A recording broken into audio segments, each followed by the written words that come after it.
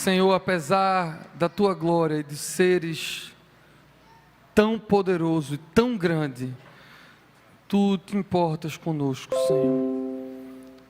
Tu habitas no céu e no trono da glória, mas a orla do Teu manto enche o templo.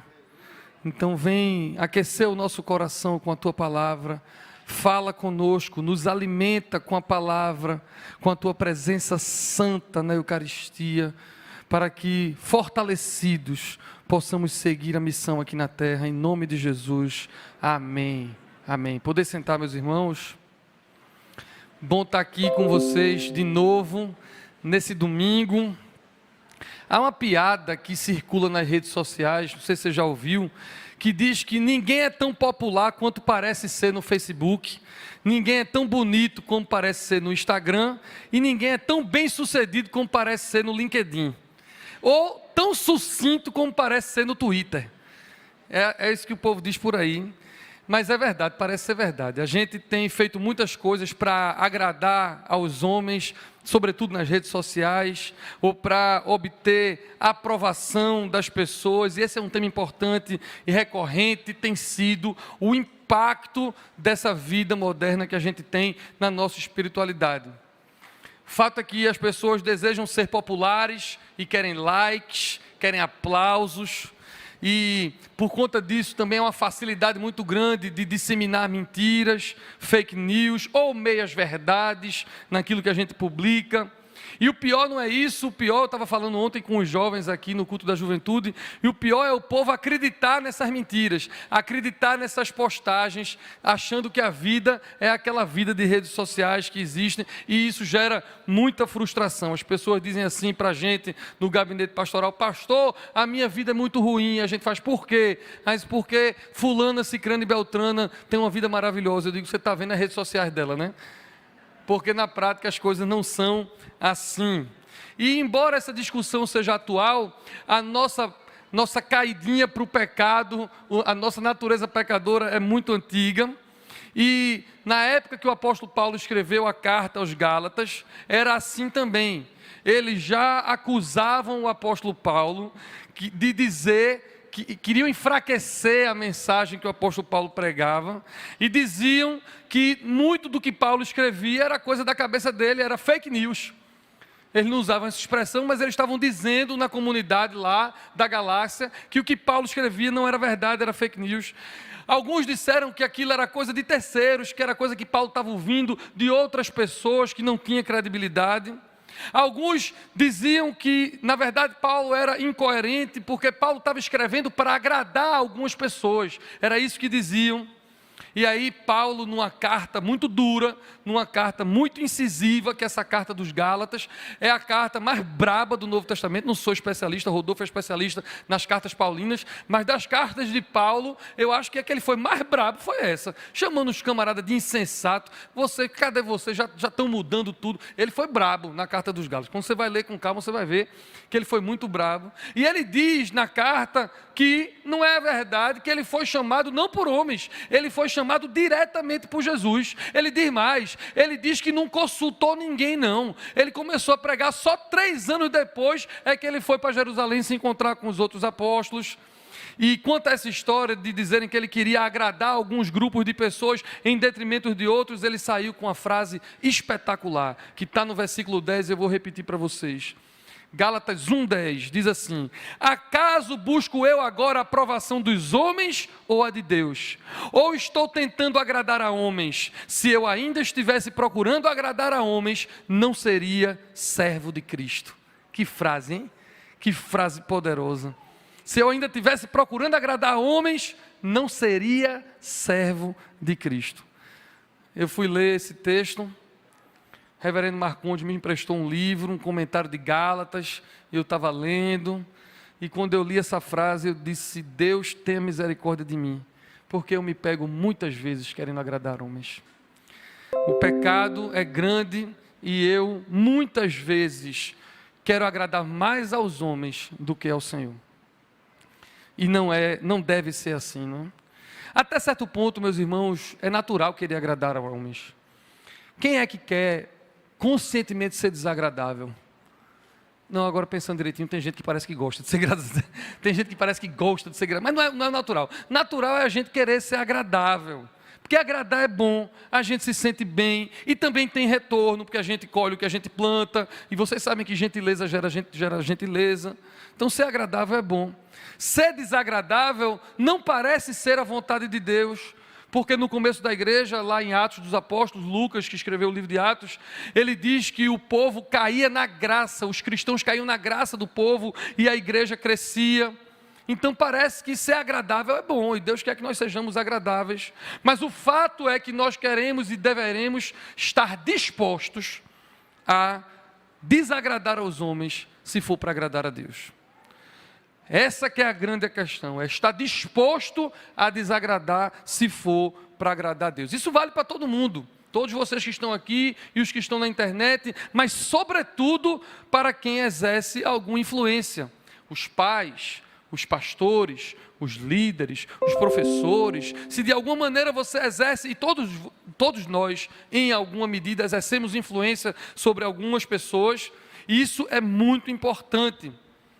E não é uma coisa fácil, mas é muito importante, porque nós precisamos dizer alguns nãos. Nãos que a gente não quer dizer para sermos agradáveis. Mas quem exerce influência precisa dizer não. E tem pai e tem mãe que não quer dizer não aos filhos. Teve um amigo meu recentemente que disse a mim, eu não sou... Não foi que ele não disse não sou, ele disse assim, eu sou o melhor amigo do meu filho. E eu disse a ele, está errado, arruma outro melhor amigo para o seu filho. Seu filho precisa de um pai. Se você for o melhor amigo dele, ele vai ficar sem pai.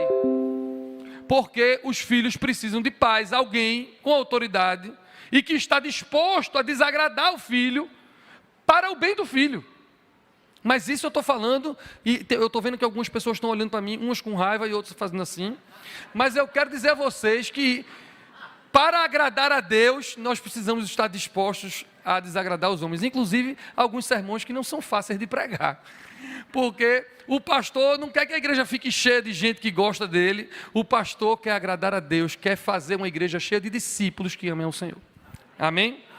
Tem gente que é assim, que quer mais gente, tem líder que quer se manter no cargo, líder político, líder empresarial, líder eclesiástico, aí por isso quer dizer sim, não quer desagradar, mas entre os cristãos não devem ser assim.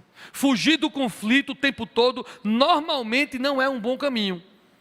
Normalmente não é um bom caminho, porque nós temos um só Senhor, e quando nós temos um só Senhor, significa dizer que só uma pessoa manda.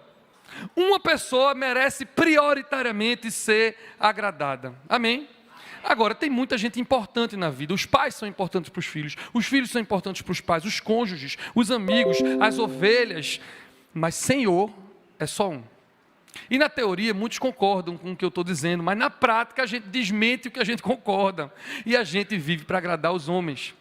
E isso não é só um pecado, mas também não é inteligente. Eu ia dizer burrice, mas as pessoas estão dizendo que eu estou sendo muito brabo no púlpito. Eu não vou dizer que é burrice, eu vou dizer assim, que não é inteligente quando a gente quer agradar a Deus. Eu fico dizendo a mim, Ivan, isso não é inteligente que você está fazendo quando você age para agradar os homens. Porque o pecado nunca entrega o que promete. Nunca entrega.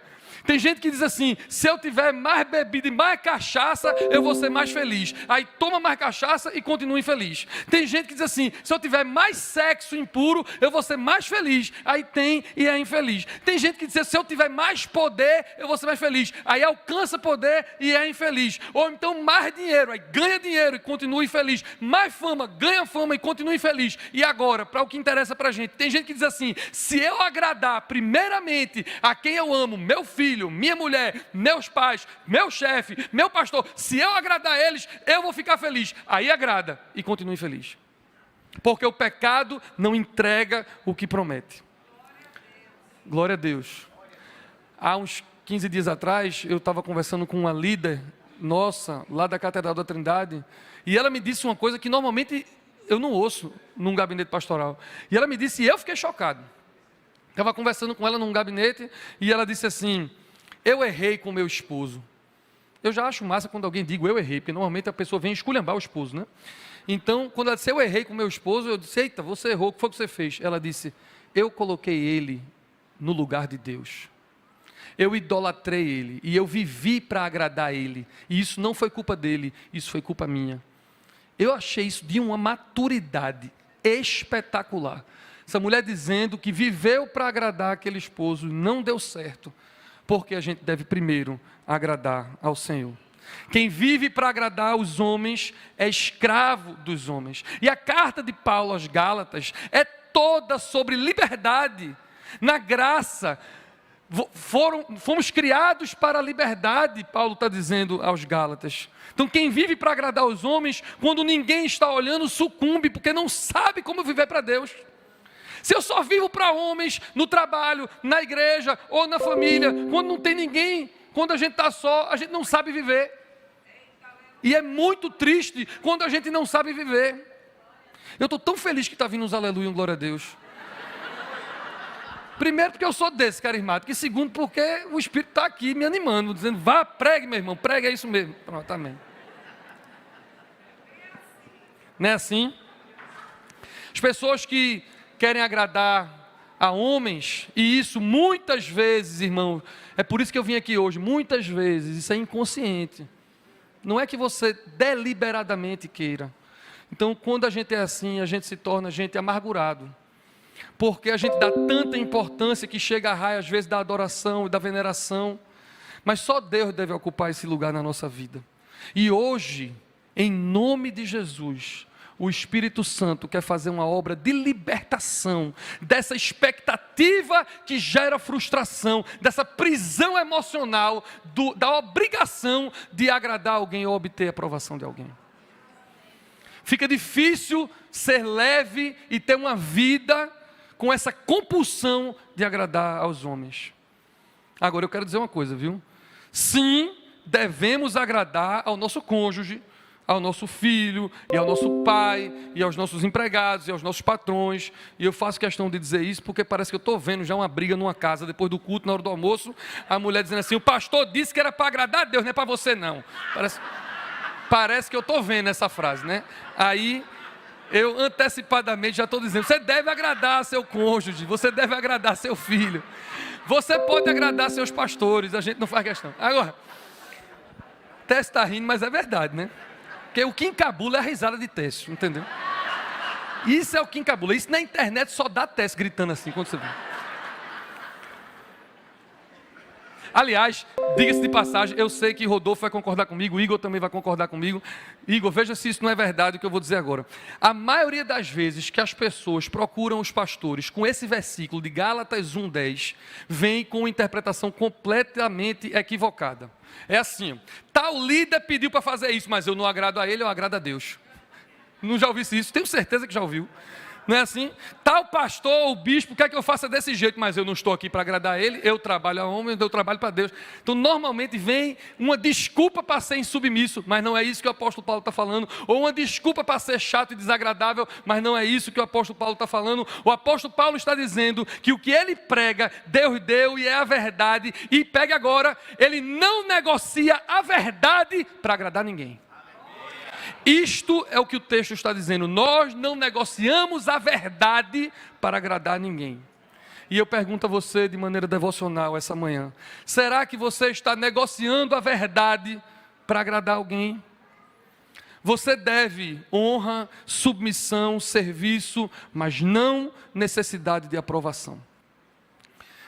As pessoas dizem assim para mim, pastor, a opinião dos outros não importa. Mentira, importa.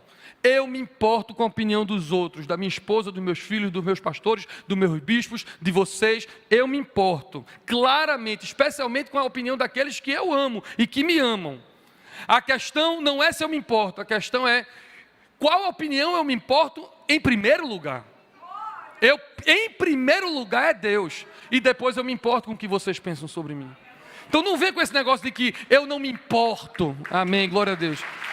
Não me importa, você se importa sim, mas você deve se importar primeiro a Deus. Vou contar um negócio a vocês aqui. Teve um casal, isso aconteceu várias vezes, estou me lembrando de um, mas aconteceu várias vezes. Teve um casal que veio me procurar e eles estão noivando, querendo marcar o casamento. E se você é jovem e quer casar, não marque gabinete comigo não. Porque se marcar, eu vou querer a data logo. Está aqui Guto, que não me deixa mentir. Guto e Lila. Eu sou daquele que eu acho que se você encontrou sua mulher, você tem que casar logo. Eu sou daquele que gosta de casar gente. Agora, teve esse casal que chegou e disse assim a mim: pastor, nós estamos namorando há 4 anos. Eu já estaria subindo pelas paredes, né? 4 anos.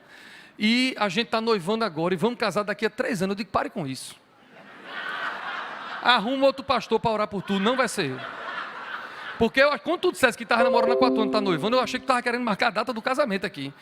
Tu vai marcar a data para daqui a quanto tempo? E aí a resposta me deixou estarrecido, embora eu soubesse que isso era verdade. E é assim, mas a resposta é não, é porque papai e mamãe acham que está cedo, querem que eu me forme, querem que eu tenha um apartamento, querem que eu pague o plano de saúde. E aí tem todo um pré-requisito que papai e mamãe, ou que a sociedade impõe.